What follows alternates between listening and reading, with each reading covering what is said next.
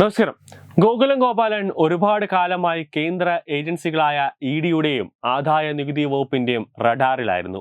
ഒരു വർഷത്തിനു മുന്നേ, അതായത് 2023 ഏപ്രിലിൽ എൻഫോഴ്സ്മെന്റ് ഡയറക്ടറേറ്റിന്റെ കൊച്ചിൻ യൂണിറ്റ് ഗോകുലം ഗോപാലനെ മണിക്കൂറോളം ചോദ്യം ചെയ്തിരുന്നു. നിലവിൽ ഫമ ഉൾപ്പെടെ ലംഘിച്ചു എന്നത് കൊണ്ടാണ് നിലവിൽ ഇപ്പോൾ ഗോകുലം ഗോപാലന്റെ ചെന്നൈയിലെ കോടമ്പക്കത്തും അതോടൊപ്പം തന്നെ കോഴിക്കോട്, എറണാകുളം തുടങ്ങിയ ഗോകുലം ഗോപാലന്റെ ഓഫീസുകളിലും കോർപ്പറേറ്റ് ഓഫീസുകളിലും റെയ്ഡ് നടക്കുന്നത്. ഇന്ന് ചെന്നൈയിലടക്കം കോർപ്പറേറ്റ്, അതായത് കോടമ്പക്കത്തെ ഓഫീസുകളിൽ റെയ്ഡ് നടത്തിയപ്പോൾ ഗോകുലം ഗോപാലിനെ വീട്ടിൽ വെച്ച് ചോദ്യം ചെയ്യാനുള്ള ഒരു നീക്കം എൻഫോഴ്സ്മെന്റ് ഡയറക്ടറേറ്റ് നടത്തിയിരുന്നു. പക്ഷേ അവിടുത്തെ കോർപ്പറേറ്റ് ഓഫീസുകളിൽ ഒരു ബോർഡ് മീറ്റിംഗ് കൂടിയായിരുന്നു. അതുകൊണ്ട് തന്നെ ഓഫീസിൽ വെച്ചാണ് എൻഫോഴ്സ്മെന്റ് ഡയറക്ടറേറ്റ് ഗോകുലം ഗോപാലിനെ ചോദ്യം ചെയ്തത്. നിലവിൽ രഞ്ജിത്ത് ഗോപാലകൃഷ്ണന്റെ ഒരു ഫേസ്ബുക്ക് പോസ്റ്റാണ് നിലവിൽ ശ്രദ്ധേയമാകുന്നത്. അതായത് ഗോകുലം ഗോപാലിന്റെ വീട്ടിലും ഓഫീസുകളിലും ഇഡി റെയ്ഡ് നടത്തുകയാണ്. ഇത് എമ്പുരാൻ സിനിമ കാരണമല്ല, അതിനുള്ള സമയം വരുന്നതേയുള്ളൂ. ഇപ്പോൾ നടക്കുന്ന റെയ്ഡ് മഞ്ഞുമൽ ബോയ്സിനെ മറയാക്കി കള്ളപ്പണം വെളുപ്പിച്ചതുമായി ബന്ധപ്പെട്ട് തമിഴ്നാട്ടിലെ തിയേറ്റർ കളക്ഷന്റെ പേരിൽ ശ്രീ ഗോകുലം മൂവീസ് കള്ളപ്പണം വെളുപ്പിച്ചുവെന്ന കണ്ടെത്തലിനെ തുടർന്നാണ്. മരമുറി ചാനലുമായ കള്ളപ്പണ ഇടപാടും ഇപ്പോഴത്തെ റെയ്ഡിന് കാരണമായതായി പറയുന്നുണ്ട്. അതായത് എമ്പുരാനുള്ള പണി ആയിട്ടില്ല എന്നർത്ഥം.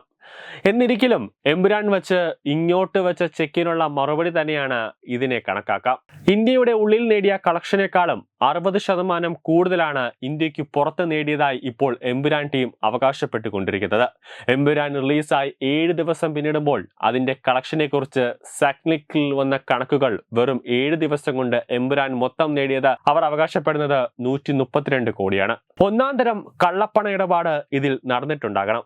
കാരണം സൂപ്പർ ഹിറ്റായ ചാവ എന്ന ഹിന്ദി സിനിമ 48 ദിവസം കൊണ്ട് ഇന്ത്യയിൽ 709.25 കോടി ഗ്രോസ് കളക്ഷൻ നേടിയപ്പോൾ ഇന്ത്യക്ക് പുറത്തു നിന്നുള്ള ആ ചിത്രത്തിന്റെ കളക്ഷൻ 91 കോടി മാത്രമാണ്.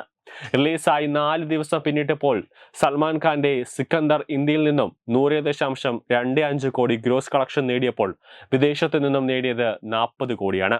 എങ്ങനെയുണ്ട് കളക്ഷൻ റിപ്പോർട്ട്? എമ്പുരാൻ ആദ്യ 7 ദിനത്തിൽ ഇന്ത്യ 98.70 കോടിയും വിദേശത്ത് നിന്നും 132.0 കോടിയും മൊത്തമായി 230.70 കോടി നേടിയെന്നാണ് എമ്പുരാൻ ടീം അവകാശപ്പെടുന്നത്. ചാവയുടെ കണക്ക് നോക്കിക്കഴിഞ്ഞാൽ 48 ദിവസങ്ങളിൽ ഇന്ത്യയിലേക്ക് കണക്കെടുക്കുമ്പോൾ 709.25 കോടിയും വിദേശത്തേക്ക് വരുമ്പോൾ 91 കോടിയും മൊത്തമായി നേടിയെന്നവർ പറയുന്നു. സിക്കന്ദർ സിനിമയിലേക്ക് വരുമ്പോൾ 4 ദിവസങ്ങൾ അവർ ഇന്ത്യയിൽ ആകെ വാങ്ങിച്ചു കൂട്ടിയത് 100.25 കോടിയാണ് ഇന്ത്യയിലെ അവരുടെ കളക്ഷൻ. വിദേശത്തേക്ക് വരുമ്പോൾ 40 കോടിയാണ് മൊത്തമായി സിക്കന്ദർ എന്ന സിനിമ വിദേശത്ത് നിന്ന് അവർ കളക്ട് ചെയ്തത്. 140.25 കോടി ചാവയുടെയും സിക്കന്ദറിന്റെയും വിദേശ കളക്ഷൻ മൊത്തം കളക്ഷന്റെ 10-20% നിൽക്കുമ്പോൾ എമ്പുരാന് മാത്രം 60% വിദേശത്ത് നിന്ന് കിട്ടിയെന്നാണ് അവർ അവകാശപ്പെടുന്നത്. ഇവന്മാർ ഇങ്ങനെ തള്ളി എവിടെ വരെ പോകുമെന്ന് അറിയേണ്ട കാര്യമുണ്ട്. അത് നോക്കി ഇഡി മിണ്ടാതെ ഇരിക്കും. തത്കാലം ഗോപാലേട്ടൻ മരമുറി ചാനലിലെ കള്ളപ്പണ ഇടപാടും മഞ്ഞുമൽ ബോയ്സിനെ വെച്ച് വെളുപ്പിച്ചതുമൊക്കെ ഉത്തരം പറയട്ടെ. News desk Tattvamayi news.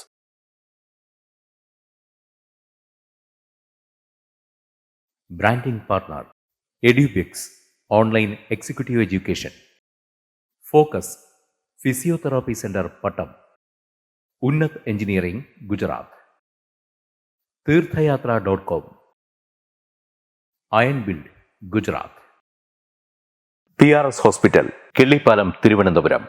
5 തലമുറകളായി നിങ്ങൾക്കൊപ്പം. തുമ്പമൺ ശ്രീ വടക്കുംനാഥൻ ക്ഷേത്രം, അമ്പലക്കടവ്, പത്തനംതിട്ട. ശ്രീമദ് സ്കന്ദപുരാണ മഹാസത്രം 2025 മെയ് 11 മുതൽ 18 വരെ.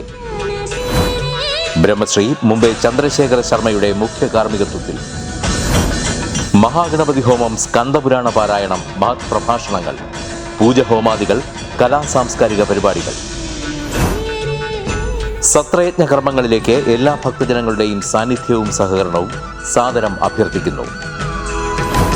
മഹാസത്രവേദിയിൽ മെയ് 18 പഴനി അരുൾമിക ദണ്ഡായുധപാണി സ്വാമി ദേവസ്ഥാന അർച്ചക സ്ഥാനികർ ശ്രീസെൽവ സുബ്രഹ്മണ്യ ശിവശാരിയാരുടെ മുഖ്യ കാർമ്മികത്വത്തിൽ നടക്കുന്ന അതിശ്രേഷ്ഠവും സർവൈശ്വര്യദായകവുമായ സ്കന്ദഹോമം.